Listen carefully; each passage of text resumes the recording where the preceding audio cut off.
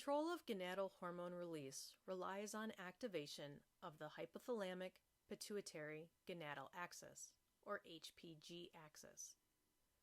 Gonadal hormones are important for development of the body and brain, changes during puberty, and the activation of some behavior in adulthood, like reproductive behavior and aggression. As a refresher, the hypothalamus, which is located inferior to the thalamus, integrates information from many regions of the central nervous system and maintains homeostasis in the body. The hypothalamic regulation of gonadal hormones and sex behavior is managed via hormone release by the pituitary gland. Gonadal hormone release relies on anterior pituitary function. In the hypothalamus, the parvocellular neurosecretory cells release a hormone called gonadotropin-releasing hormone, or GnRH, into the hypophyseal portal circulation. When GnRH reaches the anterior pituitary, it causes the endocrine cells of the pituitary to release luteinizing hormone and follicle-stimulating hormone into the general circulation.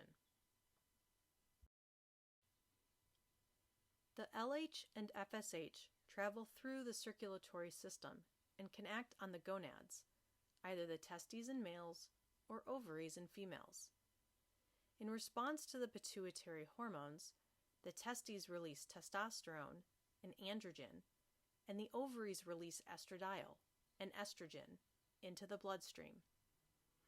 After puberty, the LH and FSH are also critical for the maturation of sperm and egg cells.